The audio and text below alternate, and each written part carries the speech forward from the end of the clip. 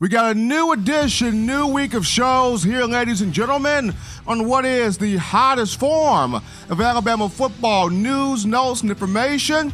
It's In My Own Words. I'll be yours truly, Stephen Smith of Touchdown Alabama Magazine. Live in studios as we continue through the offseason, folks. I will continue bringing on former players, coaches, high school recruits, just different guys that know a lot about the Alabama football program, that have been around the program. And to start this week's edition of shows off, after having former Alabama linebacker Nico Johnson on, we bring on the native of McCalla, Alabama, former Crimson Tide wide receiver who played from 2003 to 2007. You know him as the man that made the ridiculous catch in the 2007 season against those Arkansas Razorbacks. We got my man, Matt Caddell, live on the In My Own Words hotline. Matt, what's going on? What's going on? What's going on? Glad to be here. Thanks for that intro, man. We got Matt Caddell joining us live here on In My Own Words. If you're just tuning in, just some credentials here on Matt Caddell. As I mentioned earlier, played at the University of Alabama at wide receiver from 2003 to 2007. For his career, we're looking at 86 catches, 1,135 yards, 5 touchdowns. But the big year, the 2007 year, the first year of the Nick Saban era, Caddell, 40 catches, 475 yards, did have the 2 touchdowns, including the game winner against Arkansas, helping the Tide win 41-38 inside Bryant-Denny Stadium, catching that pass from John Parker Wilson. But Matt, as you and I both know, recruiting is a lot different nowadays than what it was in years past, especially when you came into the fold in 2003. You know, nowadays it's all about showmanship.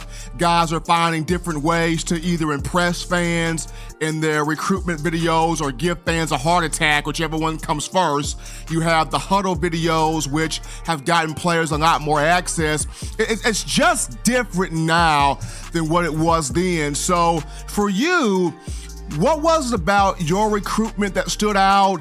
What made Alabama the school for you? What made Mike Shula stand out to you? And then ultimately, you staying on with Nick Saban in 2007? I start back on my recruiting journey. I just want to say, I think, Alabama was second to none. We were recruited by Coach Frank Chalk, and at that time, I believe him and Coach Saban, when he was at LSU, probably had the better of 2 recruiting programs, I felt like, in the SEC from a prospects perspective. And just every time coming to Tuscaloosa, it just felt like being at home. I know you hear that from a lot of Alabama recruits and prospects, but it's just something about the University of Alabama, being on the capstone with all the tradition, knowing that you have the opportunity to be a part of it, that's just second to none. And so, as you know, I ended up signing under Coach Shula, under Coach Shula, and I just stuck it out. Never thought about transferring. That's not how I am. I just wanted to finish my career at the University of Alabama. That's how a lot of the class of 2003 guys were that signed at Alabama, and we just love the university, man. I mean, it's still second to none. Nothing like T-Town with Tuscaloosa. When you look at 2007, Matt, and once again, folks, we are on the line with former Alabama wide receiver Matt Caddell here on In My Own Words. Nick Saban comes in, Mike Shula's gone, and Shula did a pretty solid job for what he was given. A lot of times people don't give Shula the credit he rightfully deserves, but it is what it is. Nick Saban comes in 2007. He's trying to bring this disciplined approach to this program, and then there's the game against Arkansas It's a back-and-forth matchup. I think the Razorbacks had Darren McFadden and Felix Jones, two very good running backs. Houston Nutt was the coach at that time, and I believe Arkansas came to that game ranked 16th in the country, if I'm not mistaken. But it's crazy atmosphere in Bryant-Denny. The game is back and forth. It gets to the fourth quarter. John Parker Wilson goes on this drive, and out of nowhere, he fires a pellet to the back corner of the end zone, and all you see is a guy wearing number 11 reach up, fight the ball away from a defensive back late in the fourth quarter, I believe with about 30 seconds to go, more or less, makes the catch in the end zone. Crowd goes absolutely berserk as Crimson Tide gets the 41-38 win. Matt, take me through that play. Take our listeners through that play. What was going on? If you remember the play call, what was the play call? How significant was that moment in your mind? Just take me through that entire drive if you can. Well, I will say, when Coach Saban came on, he instilled a lot of discipline and a lot of confidence, and put us in a lot of situations. That's how he runs his practices, a lot of game-type situations. So when we were down, we had the 2-minute drive, we were confident going in that drive. And I remember telling JP, I was like, we're going to win this game. And so I felt like whenever you line myself, Keith Brown, DJ Hall, Peter Stover, all Mike McCoy, whenever we would go 4 or 5 wide, we felt like we were unstoppable. When we got in a 2-minute situation, JP just read the defense, just did a great job leading us down there. And the final play was dice right boom. I remember breaking the huddle. I was like, in that play, we could have had more of an adjustment to the route, and JP just kept it on, so I stayed with it. JP threw a good ball on the line, did a great job protecting. And I was just focused on making the catch. That's the only thing I wanted to do. As long as I make the catch, that's all that matters. And so made the catch.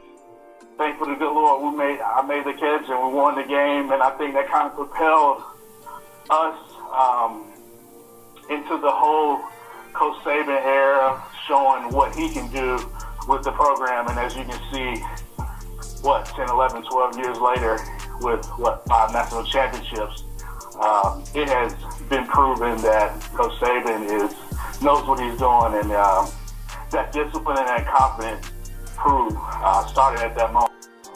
Folks, we're on the line with Matt Caddell, former Alabama wide receiver. Some players offensively, Matt, that you want to see in the upcoming season, whether these are guys that you want to see take that next step, guys that you want to see make that improvement, or just guys that really stand out to you offensively. Who are some guys that you are salivating to watch take the field in 2019? I would start with the top, Tua. Our reigning Heisman Trophy finalist. Thought he had a very successful year last year with some of the games where he might not have been 100% healthy and playing tougher defenses like the Georgia, Clemson's, those type. I want to see him take the next step.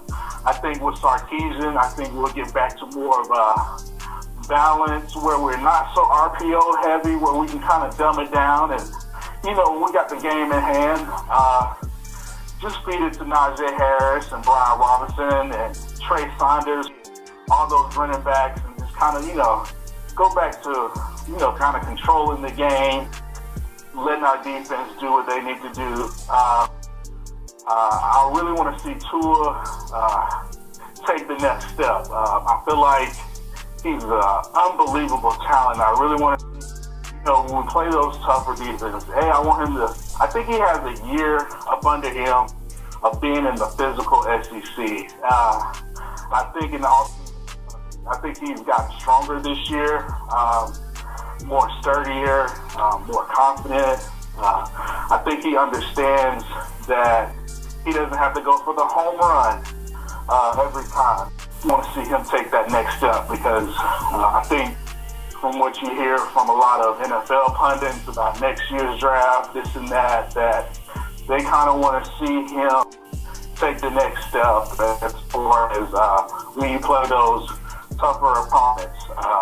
So for me, I want to see Tua really take that next step, which is, I mean, he had an unbelievable year last year. So hopefully he blows it out this year again with just ridiculous numbers and, you know, leading us to a championship. Offensively, I'm very impressed with the wide receivers. Obviously, you know, Jerry Jeudy, Biletnikoff winner, Henry Ruggs, Devontae Smith.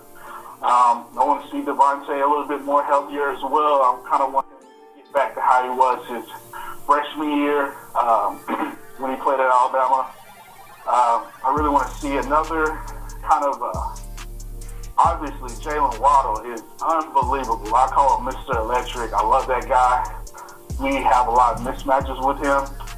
He can do a lot of explosive plays, and I kind of want to see a fifth receiver, and I think between Shavers, Mitchie, those guys, from what I saw at the spring game, I think Mitchie will be that guy, that kind of fifth receiver that we can have. And I think the running backs, I think we're solid with Brian Robinson and Najee Harris.